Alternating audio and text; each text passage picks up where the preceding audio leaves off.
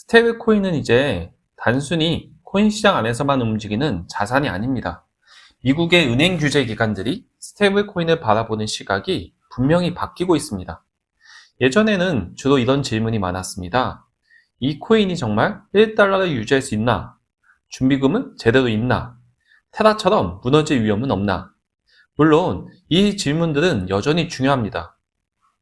하지만 지금 미국 규제 기관들이 보는 핵심은 한 단계 더 나아갔습니다. 스테이블 코인이 앞으로 은행 시스템, 결제망, 달러 유통 구조 안으로 들어올 수 있다는 겁니다. 다시 말해 스테이블 코인은 이제 단순한 암호 자산이 아니라 결제 인프라의 문제로 다뤄지기 시작했습니다. 여러분의 정보 과부하를 막아드리고 필요한 정보만 쏙쏙 드리는 슬기로운 스테이블 코인 생활입니다. 오늘은 미국 하원 금융서비스위원회 청문회에서 나온 은행 규제 기관들의 스테이블 코인 발언을 정리해 보겠습니다. 이번 청문회에는 연방준비제도, OCC, NCUA, FDIC 같은 미국의 주요 은행 규제 기관 관계자들이 나왔습니다. 여기서 다뤄진 주제는 크게 세 가지입니다. 첫째, 지니어스 액트 이후 스테이블 코인 규칙을 어떻게 만들 것인가? 둘째, 스테이블 코인을 암호 자산이 아니라 결제 인프라로 볼 수 있는가? 셋째, AI와 딥페이크가 금융 시스템에 어떤 새로운 리스크를 만드는가? 겉으로 보면 스테이블 코인과 AI 리스크는 서로 다른 주제처럼 보입니다. 하지만 실제로는 연결되어 있습니다. 왜냐하면 스테이블 코인이 결제 인프라가 되면 돈이 더 빠르게 움직이게 됩니다. 그런데 돈이 빠르게 움직이면 사기도 빨리 움직입니다. 그리고 AI는 그 사기의 속도와 정교함을 더 높일 수 있습니다. 그래서 오늘 이슈의 핵심은 단순히 이런 게 아닙니다. 미국이 스테이블 코인 규제를 만든다. 이 정도로 보면 부족합니다. 정확히는 이겁니다. 미국은 스테이블 코인을 제도권 결제 인프라로 편입시키려고 하고 있습니다. 그리고 그 과정에서 준비금, 상환, 소비자 보호, AI 사기 리스크까지 함께 관리하려 하고 있습니다. 먼저 OCC 이야기부터 보겠습니다. OCC 청장 조너슨 굴드는 OCC가 지니어스 액트 관련 제안에 대한 의견을 검토하고 있고 이를 최종화하기 위해 작업하고 있다고 밝혔습니다. 여기서 중요한 표현은 소비자 보호 장치입니다. 이 말은 스테이블 코인을 더 이상 코인 투자자가 알아서 감사하는 위험으로만 보지 않겠다는 뜻입니다. 만약 스테이블 코인이 결제 수단이 된다면 사용자는 이것을 투자 상품처럼 쓰지 않습니다. 물건을 사고, 송금하고, 정산하고, 보관합니다. 그렇다면 규제기관의 질문도 달라집니다. 이 코인이 오를까? 내릴까?가 아닙니다. 사용자가 언제든 1달러로 돌려받을 수 있는가? 발행사는 준비금을 어디에 보관하고 있는가? 상환 요청이 몰리면 실제로 지급할 수 있는가? 소비자 피해를 봤을 때 책임 구조는 어떻게 되는가? 이런 질문이 핵심이 됩니다.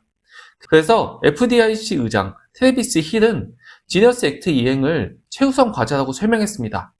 그리고 FDIC가 감독하는 스테이블 코인 발행사에 대해 신청 요건, 준비 자산, 상환 기준, 컴플라이언스 의무 등을 다루는 제안을 언급했습니다. 여기서 스테이블 코인 구조의 핵심이 나옵니다. 스테이블 코인의 안정성은 거래 화면에 1달러라고 찍히는 데서 나오는 게 아닙니다. 진짜 핵심은 그 뒤에 있습니다. 무엇을 준비금을 들고 있는가? 그 준비금은 얼마나 안전한가? 얼마나 빨리 현금화할 수 있는가? 사용자가 상환을 요구했을 때 병목이 생기지 않는가? 그리고 그 자산이 발행사 자산과 분리되어 안전하게 보관되고 있는가? 이 구조가 중요합니다.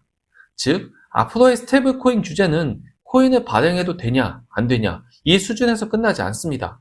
준비금의 질, 유동성, 보관 방식, 상환 절차, 내부 통제, 자금 세탁 방지 체계까지 보는 방향으로 갈 가능성이 높습니다. 이건 사실상 은행식 건전성 감독의 논리가 스테이블 코인 발행사 쪽으로 들어오는 흐름입니다. 다음은 NCUA 의장 카일 하우프트먼의 발언입니다. 이 발언이 오늘 뉴스에 굉장히 중요합니다. 그는 스테이블 코인을 주로 암호 자산이 아니라 결제 인프라로 설명했습니다.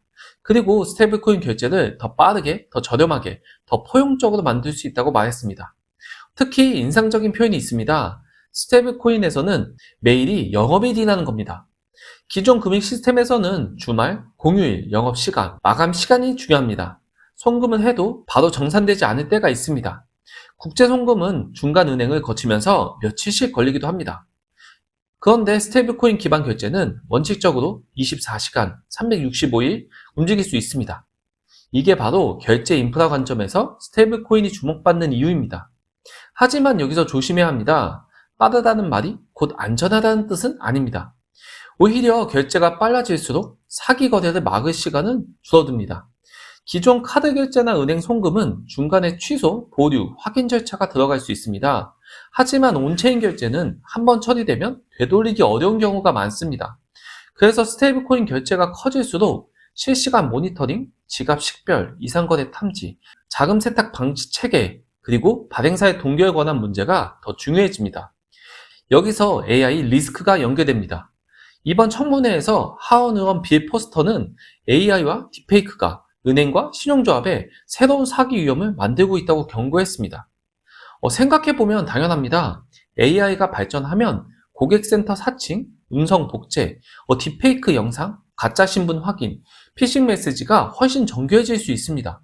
문제는 이런 사기가 24시간 움직이는 결제 인프라와 만나면 피해 속도가 훨씬 빨라질 수 있다는 겁니다. 스테이블코인 결제가 빠르고 저렴해지는 것은 분명 장점입니다. 하지만 그만큼 잘못된 거래, 해킹, 피싱, 딥페이크 인증 사기가 발생했을 때 대응 시간은 짧아집니다. 그래서 앞으로 스테이블코인 발행사 감독은 준비금 증명만으로 충분하지 않을 수 있습니다. 사이버 보안, 키 관리, 스마트 컨택트 리스크, 지갑 블랙리스트 정책, 실시간 이상거래 탐지, 고객 인증 체계까지 함께 봐야 할 가능성이 큽니다. 즉 스테이블코인 규제는 금융규제와 기술규제가 만나는 지점으로 이동하고 있습니다. 이번 청문회에서 또 하나 중요한 부분은 미국 규제기관들이 각자의 역할에서 스테이블코인을 다루고 있다는 점입니다. 연준은 발행자 규정과 결제 시스템 접근 문제를 봅니다. OCC는 은행 인가와 감독 기준을 봅니다. FDIC는 준비금, 상환, 컴플라이언스 요건을 봅니다. NCUA는 신용조합과 결제 인프라 관점에서 접근합니다. 이 말은 미국의 스테이블코인 규제가 한 기관이 전부 관련 단순한 구조가 아니라는 뜻입니다. 발행사가 은행인지, 비은행 금융회사인지, 신탁회사인지, 핀테크 기업인지, 크립토 기업인지에 따라 적용되는 감독 기관과 요건이 달라질 수 있습니다. 결국 스테이블코인 시장에서는 단순히 유통량이 큰 회사보다 규제 적합성, 준비금 투명성, 상환 능력, 내부 통제 체계를 갖춘 회사가 제도권 결제 인프라와 더 가까워질 가능성이 있습니다. 여기서 달러 패권 이야기도 빠질 수 없습니다. NCUA 의장 하우프트먼은 달러 표시 스테이블 코인이 글로벌 상거래에서 미국 달러 역할을 강화할 수 있다고 말했습니다. 그리고 그 증언에 따르면 달러 스테이블 코인 활동의 80% 이상이 미국 밖에서 발생합니다. 이건 굉장히 중요한 포인트입니다. 스테이블 코인은 미국 안에서만 쓰이는 결제 기술이 아닙니다. 오히려 해외 사용자들이 디지털 달러에 접근하는 수단이 되고 있습니다. 은행 계좌가 불안정한 국가, 자국 통화 가치가 흔들리는 국가, 국제 결제가 불편한 지역에서는 달러 스테이블 코인이 사실상 디지털 달러처럼 쓰일 수 있습니다. 미국 입장에서는 이것이 달러의 국제적 영향력을 넓히는 수단이 될 수 있습니다. 하지만 동시에 리스크도 생깁니다. 해외에서 달러 스테이블 코인이 커질수록 제재 집행, 자금 세탁 방지, 관할권 충돌, 역외 달러 유동성 관리 문제가 커집니다. 그리고 발행사가 보유한 준비금이 미국 국채와 연결된다면 스테이블 코인은 단기 자금 시장과도 연결됩니다. 즉, 스테이블 코인은 더 이상 크립토 거래소 안에서만 도는 달러 대체물이 아닙니다. 달러 유동성, 미국 국채 수요, 글로벌 결제망, 금융감독 체계가 모두 만나는 지점에 놓이기 시작한 겁니다.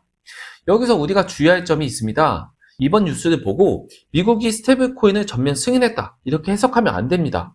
정확히는 미국 규제 기관들이 지니어스 액트 이행을 준비하고 있고 스테이블 코인 발행자에 대한 감독 기준을 구체화하고 있다는 뜻입니다. 또 스테이블 코인이 은행 결제를 완전히 대체한다 이렇게 보는 것도 과합니다. 스테이블 코인은 결제를 빠르게 만들 수 있습니다. 하지만 소비자 보호, 자금 세탁 방지, 상한 안정성, 사이버 보안, 운영 리스크 관리가 함께 갖춰져야 합니다. 그리고 준비금 규제가 생기면 모든 스테이블 코인이 안전해진다. 이 말도 조심해야 합니다. 준비금은 핵심이지만 전부는 아닙니다. 발행사의 운영 리스크, 보관 리스크, 해킹 리스크, 상환 병목, 법적 구조, 시장 스트레스 상황의 유동성 문제는 별도로 관리되어야 합니다. 오늘 내용을 정리하면 이렇습니다. 첫째, 미국 규제 기관들은 스테이블 코인을 단순한 암호 자산이 아니라 결제 인프라로 보기 시작했습니다. 둘째, 지니어스 액트 이후 핵심 감독 기준은 준비 자산, 상환 기준, 소비자 보호, 컴플라이언스가 될 가능성이 큽니다. 셋째, 스테이블 코인 결제가 24시간 움직이는 구조라면 AI 기반 사기, 딥페이크, 사이버 공격에 대한 실시간 대응 체계가 필수입니다. 넷째, 달러 스테이블 코인의 해외 사용 비중은 스테이블 코인이 단순한 핀테크 이슈가 아니라 달러 패권과 글로벌 결제망의 문제라는 점을 보여줍니다. 결국 앞으로의 스테이블 코인 경쟁은 누가 코인을 많이 발행하는가만으로 결정되지 않을 가능성이 큽니다. 누가 더 투명한 준비금을 갖고 있는가, 누가 더 안정적인 상환 구조를 갖고 있는가, 누가 규제 기관이 요구하는 내부 통제와 소비자 보호 체계를 갖추고 있는가, 그리고 누가 AI 시대의 사기와 사이버 리스크에 실시간으로 대응할 수 있는가. 이 기준들이 앞으로 제도권 스테이블코인 시장의 핵심 경쟁력이 될 수 있습니다. 스테이블코인의 다음 단계는 가격이 아니라 구조입니다. 그리고 이번 청문회는 미국이 그 구조를 어떻게 제도권 안으로 끌어들일지 보여주는 장면이라고 볼 수 있습니다. 오늘 영상은 여기까지입니다. 스테이블 코인을 단순한 코인이 아니라 앞으로의 결제망, 달러 시스템, 금융 인프라의 변화로 보고 싶으시다면 구독과 좋아요 함께 해주세요. 지금까지 슬기로운 스테이블 코인 생활이었습니다. 감사합니다.